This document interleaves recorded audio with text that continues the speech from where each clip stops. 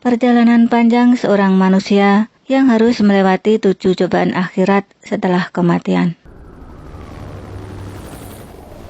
Film dimulai ketika kebakaran besar terjadi di sebuah gedung. Seorang petugas pemadam kebakaran bernama Kim Ja-hong sedang berusaha menyelamatkan seorang anak yang terjebak dalam kobaran api. Ja-hong berhasil melompat keluar dari gedung, tetapi tali yang dia gunakan terbakar dan putus menyebabkan jatuh dari ketinggian. Beruntung nyawa sang anak terselamatkan, tapi Ja-hong meninggal akibat kejadian tersebut. Ja-hong kemudian bertemu dengan seorang pria bernama Hee Won-mak dan seorang gadis bernama Lee Dok-chun yang mengaku sebagai malaikat maut yang akan mendampinginya ke akhirat untuk menghadapi 7 tuntutan pengadilan selama 49 hari.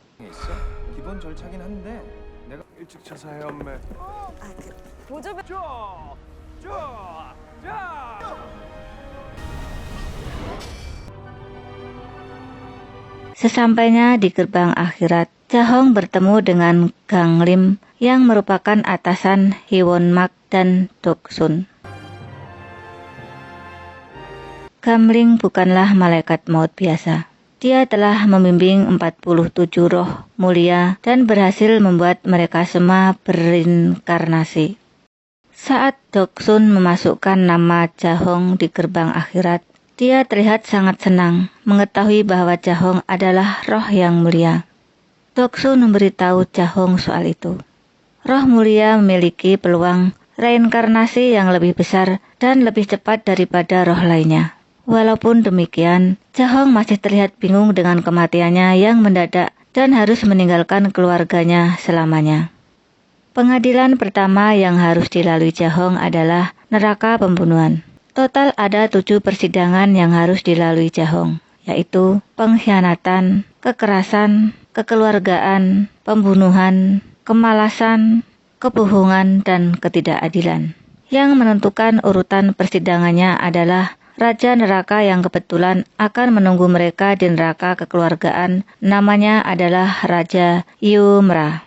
Sesampainya di neraka pembunuhan, Ja-hong akan diadili di tempat ini. Dan jika terbukti bersalah, maka akan langsung dijatuhkan ke kawah api yang sangat panas. Ja-hong mengatakan bahwa dia tidak pernah membunuh siapapun seumur hidupnya.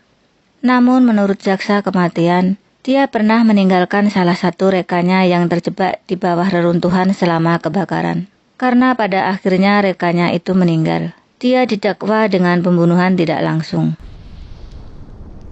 Gamling membelanya dengan mengatakan bahwa niat Ja-hong meninggalkan rekannya bukan karena dia ingin menyelamatkan dirinya sendiri, tetapi karena rekannya menyuruhnya untuk mengutamakan keselamatan warga sipil. Setelah menyelamatkan 8 orang lainnya, Ja-hong mencoba kembali untuk menyelamatkan rekannya, tetapi ditahan oleh rekannya yang lain karena bangunan itu runtuh. Setelah memastikan Ja-hong tidak bersalah di neraka pembunuhan, hakim membebaskannya.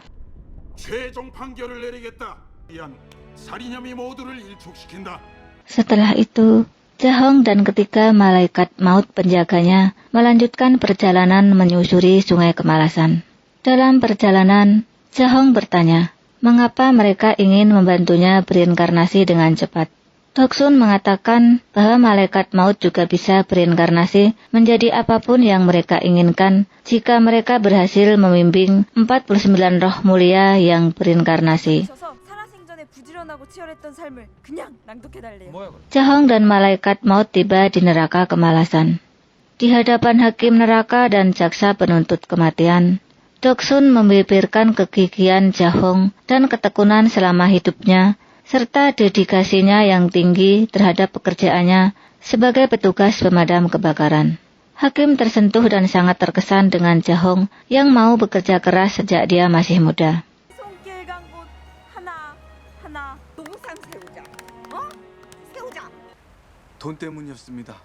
Namun ketika hakim mengetahui bahwa alasan dia melakukan semua ini hanya untuk mendapatkan uang, hakim langsung merasa sangat marah. Hakim kemudian menjatuhkan hukuman penjara oleh mesin gerinda raksasa. Tapi Kang Lim dan Hyewon Mak tidak tinggal diam. Mereka mencoba membela Jahong dengan mengatakan bahwa Jahong bekerja keras siang dan malam, bahkan sampai tidak memiliki waktu istirahat yang cukup untuk dirinya sendiri, sehingga dia dapat mengumpulkan uang untuk pendidikan saudaranya serta biaya pengobatan ibunya yang sakit parah. Setelah mempelajari hal ini, Hakim Neraka Kemalasan sangat terharu karena Jahong rela berkorban untuk menghidupi keluarganya. Hakim kemudian membatalkan dakwaan dan membebaskan Jahong. 삶이 나태하지 않았던 이유가 살이 사욕이 아닌 돈과 재화의 축적이었다라는. Kemudian mereka melanjutkan perjalanannya melalui hutan menuju neraka berikutnya. Dalam perjalanan, Kang Lim memberitahu Jahong untuk bekerja sama lebih erat di setiap pengadilan dan memintanya untuk tidak bicara sembarangan.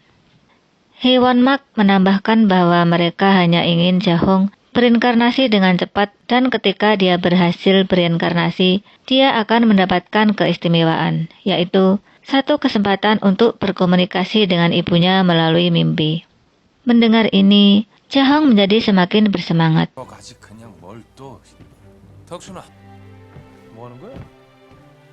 Namun dalam perjalanan ke neraka kebohongan, Jahong dan malaikat maut diserang segerombolan tentara neraka. Tak hanya itu, keadaan di akhirat pun mulai berubah. Kata Kang Lim, perubahan ini menandakan bahwa salah satu anggota keluarga Jahong telah meninggal secara tidak wajar dan telah menjadi roh pendendam. Kang Lim dan Hyewon Mak mencoba melawan serangan hantu neraka. Namun karena jumlahnya terlalu banyak, Hyewon Mak nekat menghancurkan bebatuan untuk menghentikan pergerakan hantu neraka.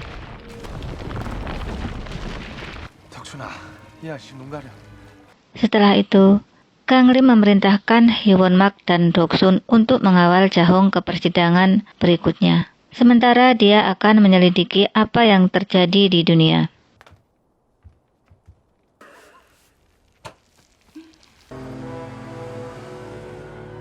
Kang Lim mencoba menangkap arwah pendendam yang bersemayam di rumah Jahong.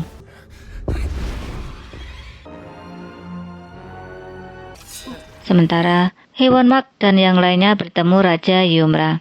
Raja Yumra adalah dewa kematian terkuat dan juga penguasa semua neraka yang akan mengadili Jahong di pengadilan terakhir. Raja Yumra memerintahkan Doksun untuk menghubungi Kang Lim dan memintanya untuk segera menyelesaikan masalah dengan roh pendendam yang telah mengganggu keseimbangan akhirat. Singkat cerita, Jahong akhirnya tiba di neraka kebohongan. Di pengadilan kali ini, Jahong tidak bisa mengelak karena terbukti menulis 98 surat berisi kebohongan yang dia tulis dalam 15 tahun. Hyewon Mak dan Doksun bingung tidak bisa membela Jahong karena bukti tidak dapat disangkal dan Kang Lim tidak ada untuk membantu mereka.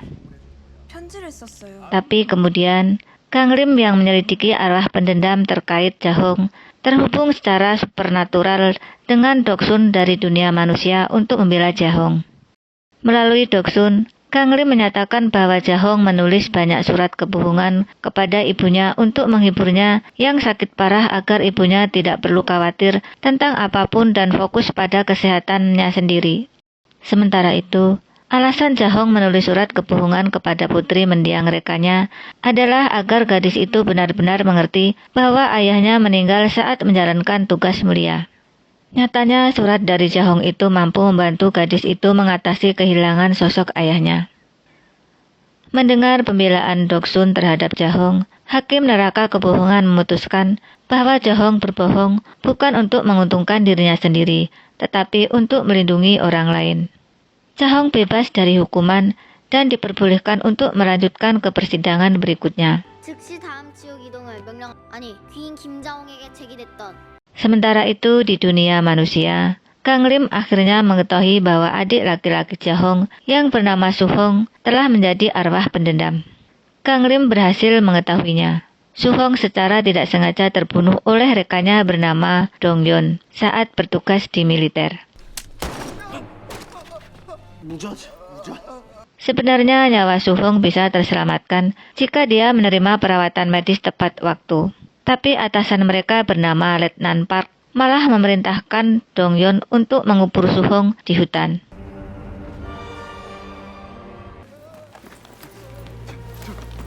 Tidak ingin meredam antusias Jahong di persidangan, Kang Lim mengatakan bahwa ibunya masih hidup.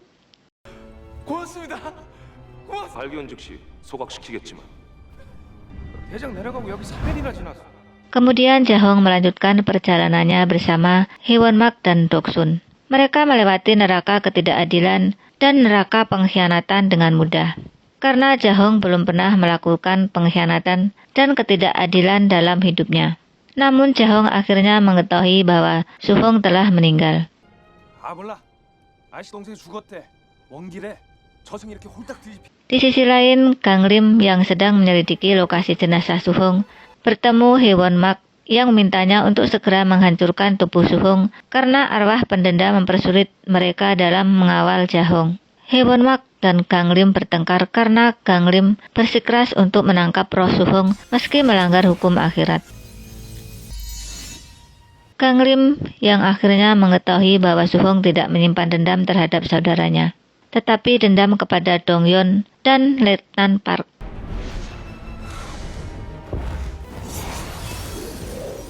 평생을 기약할 수 있게 해주겠다. 너의 부질없는 원한을 버리고. Namun ketika Dongyeon mencoba bunuh diri, Suhong meminta Kang Lim untuk menyelamatkannya dan sebagai balasannya dia setuju untuk bekerja sama dan mengikuti Kang Lim ke alam akhirat. 잠깐 서봐. Sementara di alam akhirat, Jahong dan malaikat maut melompat ke lubang batu dan tiba di neraka kekerasan.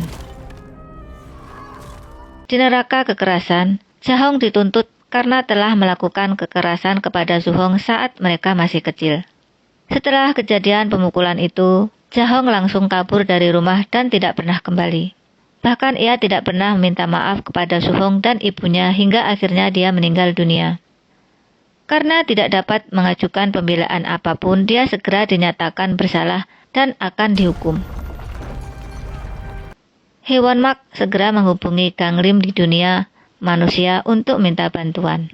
Kang Lim kemudian meminta Doksun memohon kepada hakim neraka kekerasan untuk melakukan persidangan bersama di pengadilan berikutnya. Sebagai gantinya, jika Jahong dinyatakan bersalah dalam pengadilan berikutnya, dia akan menerima hukuman ganda.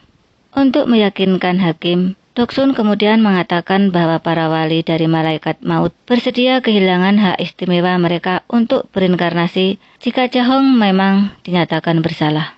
Permintaan itu disetujui dan Jahong melanjutkan perjalanannya untuk ujian akhir. Saat dalam perjalanan ke neraka kekeluargaan, Jahong mengungkapkan bahwa karena kemiskinan, dia berniat untuk membunuh ibu dan saudara laki-lakinya. Lalu dia akan bunuh diri. Tapi niatnya diketahui oleh Suhong. Kemudian Jahong melampiaskan semua amarahnya pada Suhong dengan memukulinya. Setelah itu, ia memutuskan kabur dari rumah karena merasa sangat bersalah. Dia memilih untuk tidak membebani keluarganya dan mendedikasikan hidupnya untuk membahagiakan ibu dan adiknya. Selama 15 tahun Jahong tidak berani melihat keluarganya dan hanya mengirim surat.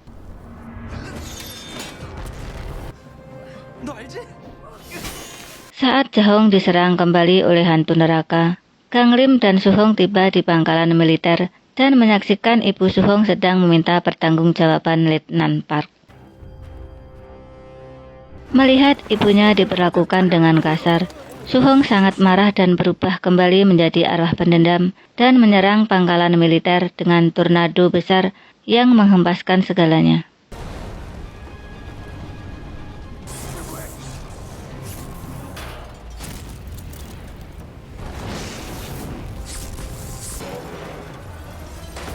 Hewon-mak membuka gerbang membagi dunia manusia dan akhirat untuk membantu Kang Lim menghentikan amukan Suhong.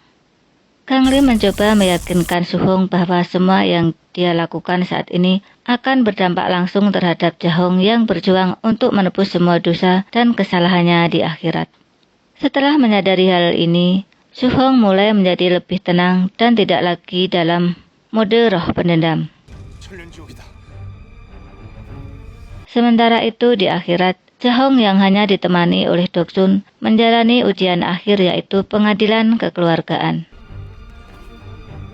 Raja Yumra bertindak langsung sebagai hakim. Karena Jahong pernah merencanakan pembunuhan terhadap keluarganya, Raja Yumra segera mengadilinya dengan vonis bersalah.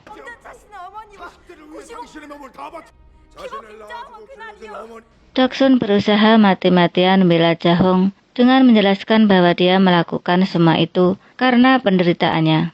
Namun pada akhirnya Jahong menyerah dan menghukum dirinya sendiri dengan mendedikasikan hidupnya kepada keluarganya.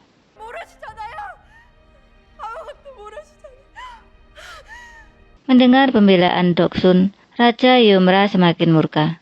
Dia mengungkapkan bahwa pada malam percobaan pembunuhan, ibunya terjaga dan memutuskan untuk membiarkan putranya membunuhnya, karena dia menyadari bahwa dia hanya menjadi beban bagi anak-anaknya.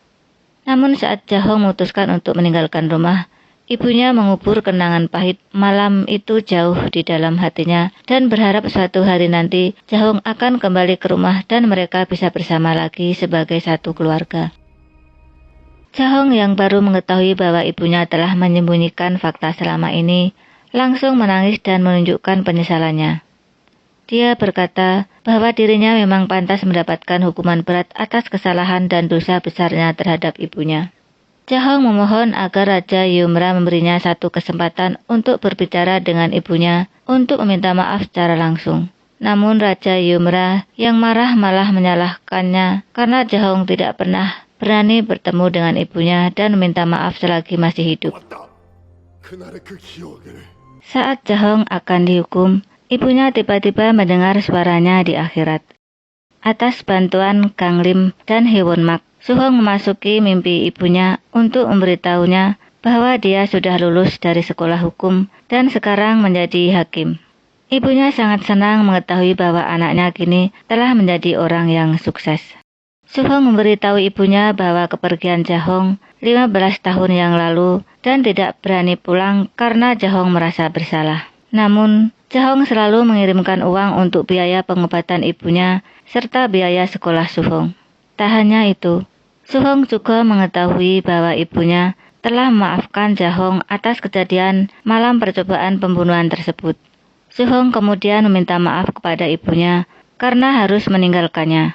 Tetapi sang ibu berkata bahwa dia tidak bersalah, tetapi ibunya yang bersalah dan meminta maaf karena tidak mampu berbuat banyak kepada kedua anaknya yang sangat dia sayangi. Melihat kejadian yang sangat mengharukan ini, Raja Yumra menghentikan persidangan dan membebaskan Jahong dari segala tuduhan. Karena menurut hukum akhirat pasal 1 ayat 1, dosa yang sudah diampuni di dunia tidak dapat diadili di kehidupan akhirat. Jahong diizinkan berinkarnasi saat itu juga. Jahong berterima kasih kepada Doksun dan semua orang di sana, termasuk Ganglim, Hewonmak, dan Suhong, karena telah membantunya terbebas dari rasa bersalah yang menghantuinya selama bertahun-tahun. Setelah itu, Ganglim mengirimkan paket dari Jahong untuk ibunya yang ia tulis sebelum dia meninggal. Kemudian Ganglim memberitahu Hewonmak bahwa Suhong adalah roh ke-49 yang akan mereka kawal untuk berinkarnasi. Film diakhiri dengan menampilkan Ganglim, Hewonmak, Doksun, dan Suhong yang berada di akhirat dan akan bertemu Raja Yumra. Mereka terlibat dalam pertempuran dengan pengawal Raja Yumra. Bersambung ke cerita film berikutnya. Salam.